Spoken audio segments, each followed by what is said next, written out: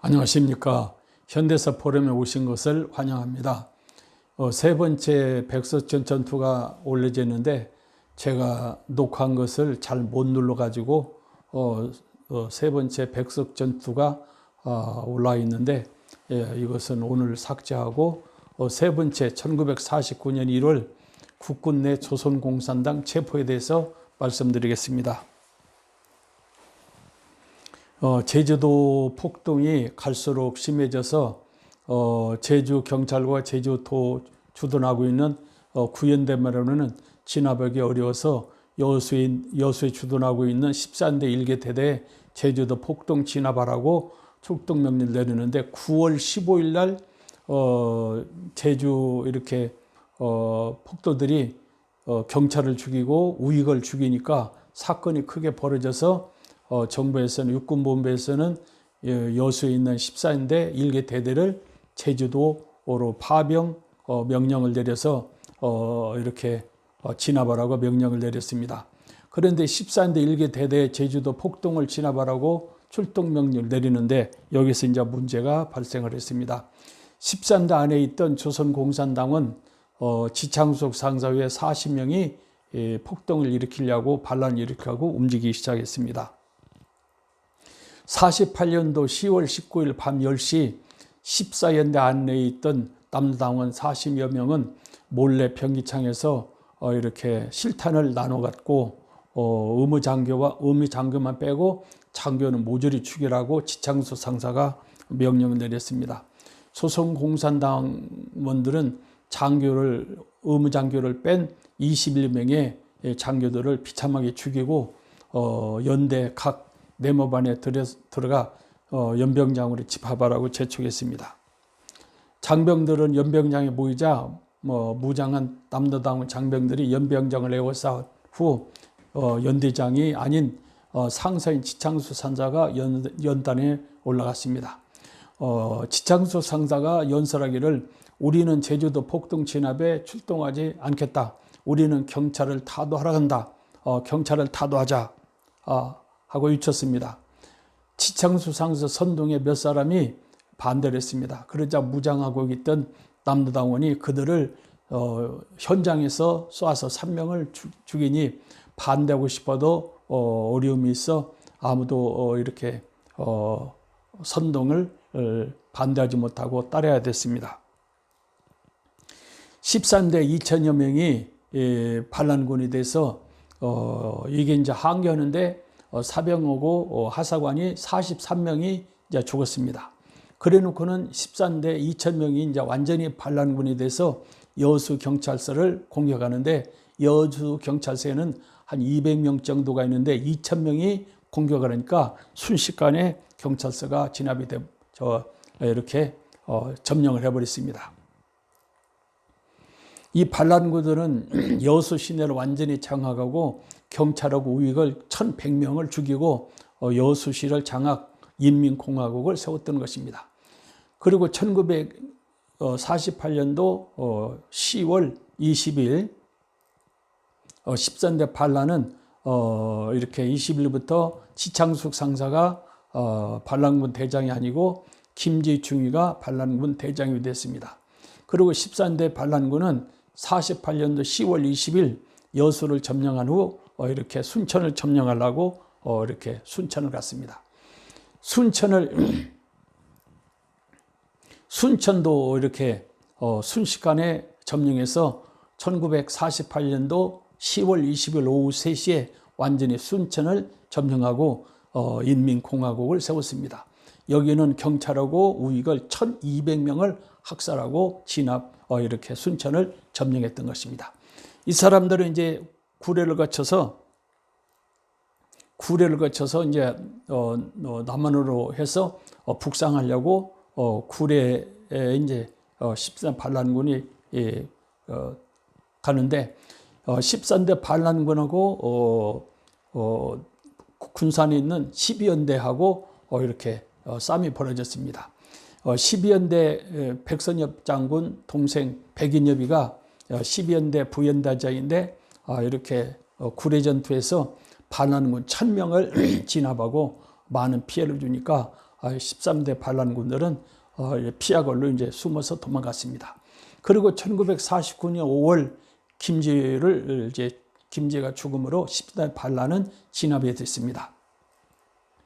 진압하는 도중에 48년도 10월 광주 사연대가 반란 진압으로 가는 도중에 반란군과 합세하고 대구 6년대가 1차, 2차, 3차에 거쳐서 반란을 일으키고 제주 9연대가 10월 28일 날 644기 강연 소위가 80명을 동원해서 반란 일으키려다가 송효탄 연대장한테 발각돼서 다 숙청되고, 그리고 마산에는 15연대장 최남근 중령이 반란에 가담할 정도로 대한민국은 군안에 대혼란이 왔습니다.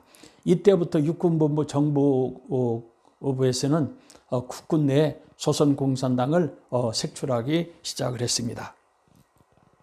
이에 앞서 48년도 5월 17일 날 9연대 안에 문상길 중대장이 박정경 연대장을 이렇게 암살했습니다. 자기 부하들 3명을 데리고. 그리고 5월 10일 날 9연대 장병 41명이 탈영을 해서 대정지서를 공격하여 경찰 4명을 죽이고 반란군이 가담을 할 때 이제 진압군이 가서 진압할 때 40명 중에서 20명이 사살되고 21명이 폭도와 합류를 했습니다.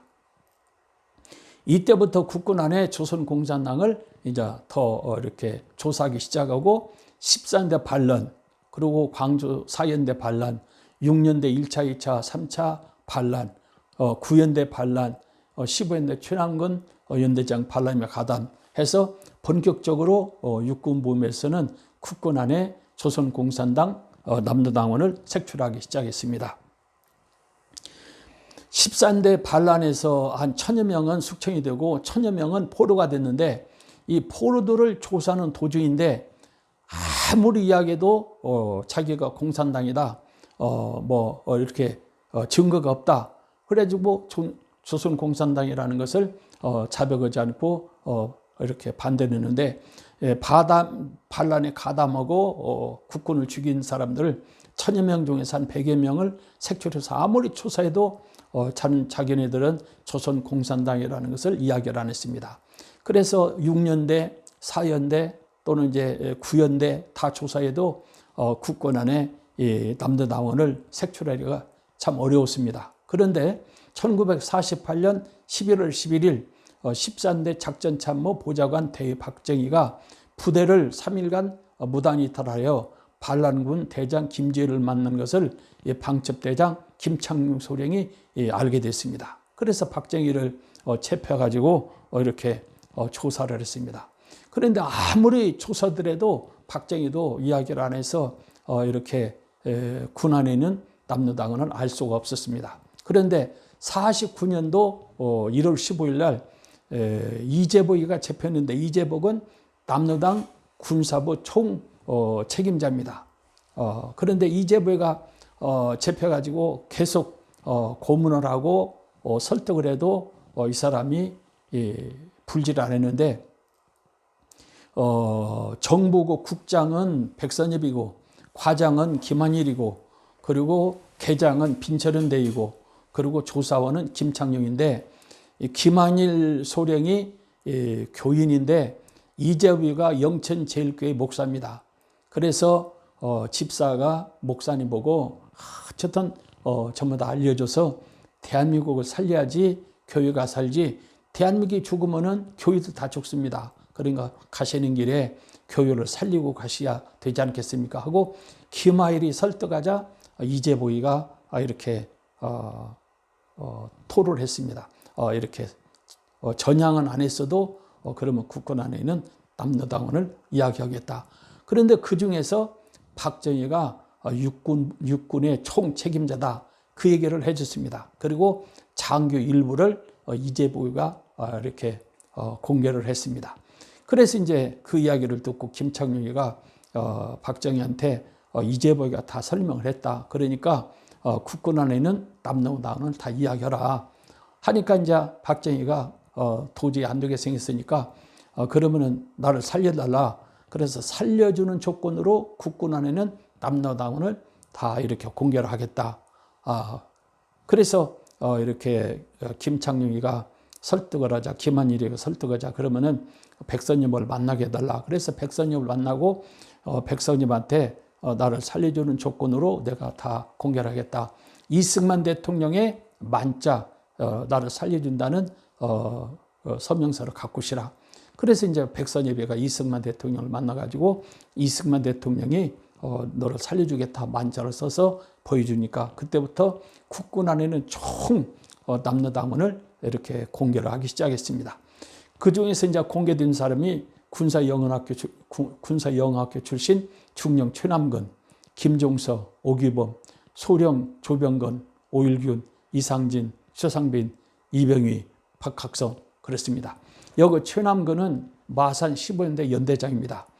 국군 안에는 김일성계하고 박헌영하고 이렇게 둘이 있는데 김일성계는 성시백을 통해서 최남근이고 그리고 박헌영계는 박헌영, 김삼룡, 박정희 이렇게 두 라인이 있었습니다. 그러니까 최남근 중령인데 최남근 중령은 박헌영계가 아니고 김일성계입니다. 그 다음 육군사관학교 1기 소령, 김학림, 안영길, 김창령, 대위, 최창근, 태용만. 육군사관학교 2기 출신 대위, 노재길, 강소구, 안웅만, 황태김 17명. 그러니까 박정희는 육군사관학교 2기입니다. 육군사관학교 3기 출신 김광로, 그리고 외 60명입니다.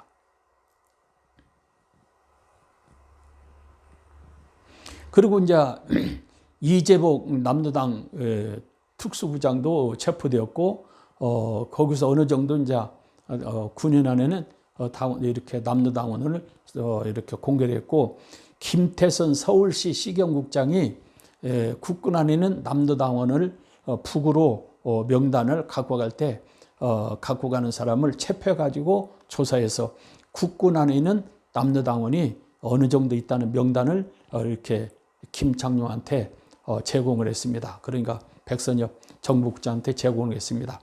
거기 김태선의 정보 제공하고 그 다음에 박정희 대위가 공개한 것하고 그 다음에 김창룡이나 정보국에서 그동안 수집한 것하고 세 명단을 종합해가지고 각 연대 체포하기 시작했습니다. 그래서 체포해봤더니 4,700명이 체포됐습니다.